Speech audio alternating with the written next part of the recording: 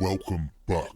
The 18th century werewolf of Gévaudan. Stories and legends of werewolves date back to the early 15th century, but whether these creatures are in fact mythology, urban myths, or real-life flesh and blood creatures hiding in the night, we cannot dismiss what happened in 18th century Gévaudan. where stories of an horrific series of slayings and brutal stories about a killer had residents up in arms, but the perpetrator was believed to be not a man but a beastly monster that resembled a werewolf. The first victim of this ongoing onslaught was a Jean Boulet, a 14-year-old shepherdess who was mysteriously found dead in 1764 with her throat ripped out, all of her stomach and innards missing, leaving a hollow skeletal shell from waist to chin. This gruesome murder shook the locals, leaving them to believe a dangerous killer was on the loose nearby. Then another teen victim was discovered a month later. Although this poor soul survived the initial attack, this victim allegedly described their killer as a horrible wolf beast before taking their last breath. The word spread as hundreds more were mauled with their throats or chests ripped out. Creepy stories from those who claimed to have survived or witnessed the attacks described an enormous wolf-like animal with jet black fur, a large chest, and a mouthful of sharp teeth, and described this creature walking upright.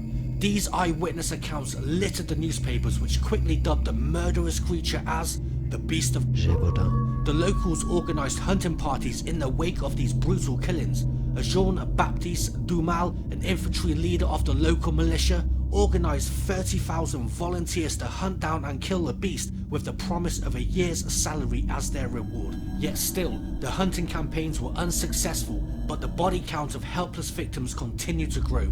According to the unnerving stories that spread across the countryside, a farmer named John Chastel, who lost many loved ones to the beast of Gévaudan. decided to take matters into his own hands. He allegedly wandered into the mountains armed with nothing but a pistol and some silver bullets. The trek was long, but after taking a rest to read the Bible in the hopes of luring in the creature and gain guidance from God, the alleged beast appeared right in front of him. Somehow, Chastel managed to shoot and kill the beast, triumphantly presenting it later to the king. On dragging the beast back to the villagers cheered the hero on return, praising him for his courage and putting an end to this monstrous beast.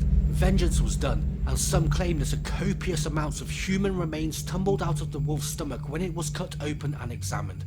The body was later burned, with a party gathering of mostly friends and family of the deceased victims, and after this, people stopped going missing. People stopped dying these horrific deaths. This story famously inspired Robert Louis Stevenson's 1879 book, Travels with a Donkey.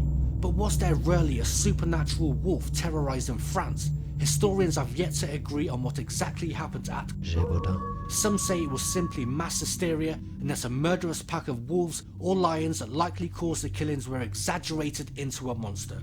Nevertheless, one thing remains clear: an estimated 300 people were brutally killed during that tragic period. Perhaps the strangest part of the story is that nobody will ever know what may have caused those very real deaths.